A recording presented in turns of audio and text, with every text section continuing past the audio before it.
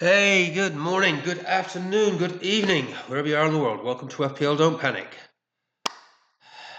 It's not going very well, folks. It's not going very well. I swear I am jinxed. Really am. Really am. Hard to know where to start here. It's just going to be little quick game week to date. Game week to date update. Just get it up here for myself.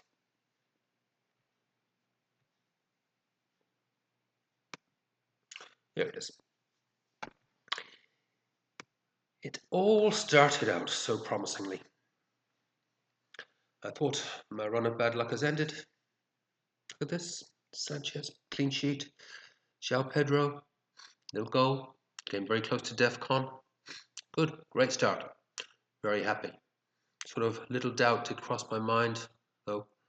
If you remember one of the last things I said, supposed to go by the spreadsheet. Captain, the player with the best average, with the best fixture. And that was João Pedro. But no. I was headstrong. I was willful. But no, Cunha is my man. Cunha is my man on an average of 2 points. But look at that fixture. United will finally come good. I suppose it did to a degree. And of course, the other toss-up was, do I go for Cunha or do I bring in Bruno, who missed his penalty for me last week in my free hit? But no, I went Cunha. And then he pulled up. And I thought, no, this game week is going the same way as all the others. Yeah, I am a captaincy jinx. I swear to God, anything that can happen will happen. Whoever I captain, just don't go there. Seriously. Even old FPLD unit, who I have the occasional chat with, he even tossed the card for me, and it said Cunha. It says yes, confirming my confirmation bias. Cunha, that's a disaster in many ways. Obviously, I was happy that United won. Another dreadful showing. Can't put the ball in the net. I know we put the ball in the net 3 times, but oh my God, we did our best to throw that away. However, I did scrape home with a win. Unfortunately, Cunha, don't know how long he's out for, but that has now put the final nail in the coffin of this team. So, spoiler alert, I have already pressed the wild card button. It wasn't an anger wild card. It could have been, but it wasn't. It was just as I looked at the devastation within my team. So I'll come back to the players that have gone so far and how that's gone and who I've got coming tomorrow to see if there is any hope of salvation. But it was simply this. I did have an original plan to wildcard in 4. I had kind of changed my mind. I think, if I could just get past 4 and get to 5 or 6, the more data I've got, the better. But my team's devastated. And we've got the Frimpong issue, obviously. Palmer. I've got a worse than useless Fulkrug sitting on the bench that I can't do anything with. He'll score tomorrow now, won't he? He will absolutely do that just to spite me. Mark my words. Watch this space. Now I've got Cunha. I've got Johnson now, who is clearly a minute's risk. He is not, as I thought he would be, Thomas Frank's favourite son. That is kudos. Johnson didn't even make it to the 60 minutes today. Reindeers, I'd be interested to see. He is a rotation risk. There is a rotation. It's his Pep. There is going to be a rotation risk there. Wirtz, who's not exactly pulling up any trees. Etikite, keep an eye on that transfer market. If Isak comes in, what happens there? There's going to be more minutes risks there. And I do think Isak's going to land on Liverpool's doorstep before this transfer window is done. Who else? Milenkovic, Tarkowski, not too bad. Sanchez, fine. Pedro Porro, all right, but there's better ways to spend the money in that Spurs defence. Yeah, the team's a mess. Let's call a spade here. And I looked at the players that are going to be rising in price, and my team value was actually surprisingly has held up reasonably well at 100.5 million. I was surprised to see it was there, because I've lost value on a few players, but yeah, So I did pull the trigger. I'm not going to show you the wildcard target. That's a story for another day. And the wildcard team I have immediately put together. That actually does look pretty good, to be fair. And maybe I might not be too far off the mark with that.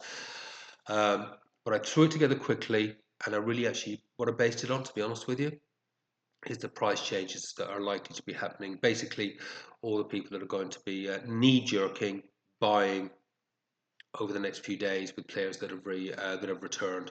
So I've literally bought all the players that look as though they're going to rise in price tonight and in the next day or so, and there may be a few more that I bring in tomorrow. When we see what the final scores and the draws in this game week are, just to try and build squad value, which will be invaluable further down the line. And that was one of my stated intents in my strategy when I set it out, was to build squad value, which hasn't really happened so far because of all the various injuries, etc., etc., etc. So I'm going to use this opportunity to try and build that squad value, but put a team together, that shows that. As I say, this is why I did want to try and avoid doing it as a wildcard 4, because the more data I can get, the better, so that I can actually build a team that should have a reasonable reliability on around getting my averages of 4 for keeper, 5 for defenders, 6 for midfielders, 7 for strikers. Need to build a team that's got an obvious captaincy choice from 4 to 10, because let's face it, my captaincy choices have not been good. They've been jinxed, quite frankly. But that's it. My ideal world is if I say do go down the Haaland path or the Salah path. And I've not decided that yet. I think I'm leaning towards the Haaland path, but that's we'll see how the rest of this game week plays out. I just need a reliable, consistent captaincy choice each week, because that is where things are really falling over for me.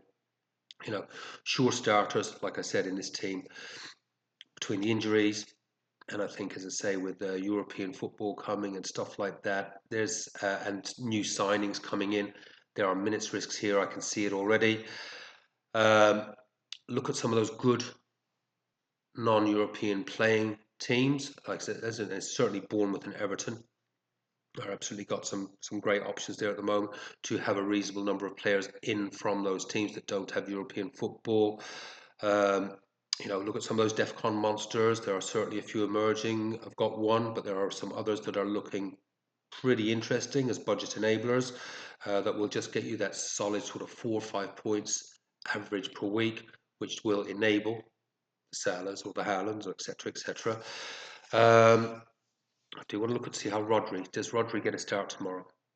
I've spoken about Rodri before the season even started. Then, of course, he was injured. Do I take a chance on Rodri if he gets a start tomorrow? Because he could be an absolute gem. But those are based on numbers of what he would have achieved on DEFCON 2 years ago. So it could be a bit punty. Might not go there immediately, but something I really want to have a look at and look at the City lineup tomorrow and how he plays if he is playing. Good bench rotations, because I really will need to, if I'm doing this early wildcard, I will need 2 role transfers. And certainly the first draft I put together looks okay. And obviously strong fixtures. But I say key and it will be that having a squad together that will enable me to roll 3, 4, 5 transfers. Something which we all aspire to, but seldom achieve. I've never got to 5. Hell, I've rarely got to 3, and I definitely will need to put a team out that will get me to 7, because that's when there's quite a big fixture turn. And then from 7, I would like to try and get to 12 with rolling transfers. So it's going to be a tricky proposition to put something together, and it's almost definitely going to mean that there's going to be bench points left behind. Quite like the little one I put together. Maybe I will show it to you in a day or so's time when I've just had a few more tweaks with it. It doesn't actually look that bad on those criteria that I've just gone through there, but I think there will be some tweaks and changes in it. We'll see. Anyway, back to the topic depressing jour. My current situation, 25 points.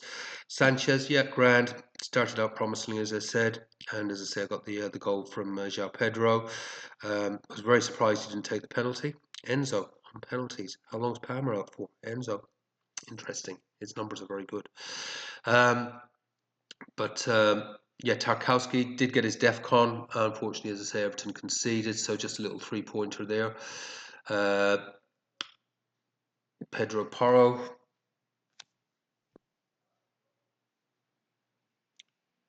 How did he get 4? He must have got, he must have got a DEFCON. Didn't even notice that. Got 4.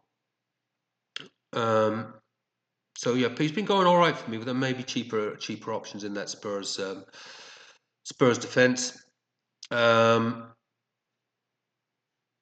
else we got? Yeah, Johnson. Yes, subs before 60. Cunha 2. Yeah, just can't believe that. I just could have guessed it.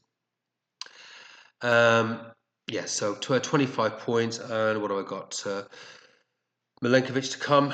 West Ham, maybe a little bit of hope there, at least for a clean sheet. Can't hold out too much hope for De Koipe. Man City at home, but I guess you never know. Really feels like I'm relying on Wirtz and Ekitike at home to Arsenal. I guess stranger things have happened. Honestly, if I could get bloody over 50 at this stage, I think I just want to take it and then hit that reset button with the wild card. But it ain't fantastic, folks. It ain't fantastic.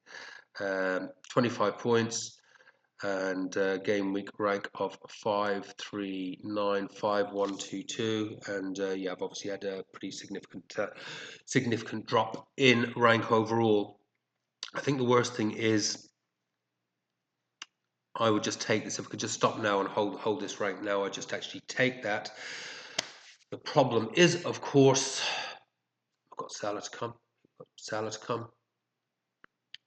Wood to come. I think Wood's pretty highly owned and captain this week. Salah, Wood, and I think there is someone else. Give me a second. I should probably be able to check that fairly quickly.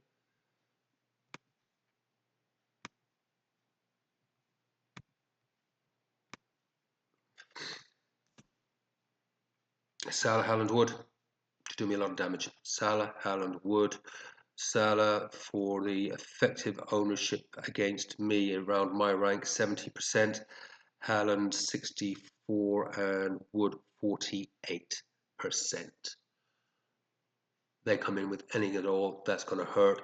And my high effective ownership ones, as in Cunha, gone, Tarkowski, gone, Johnson, gone, leaving me with De Koipe and Milenkovic as the ones that would have the biggest impact on my rank if they could get some points. It ain't good, folks. It ain't good. Anyway, that's it. That's the brief update. Wildcard button has been hit, for better, for worse, possibly both. We'll do a final wash up tomorrow when it is all said and done. Hopefully, there's not too much more damage done, but yeah, I think it's looking pretty bleak. But we will move on. The only way is up. Take care. Have fun. Play your own game. Don't panic. See you soon. Bye.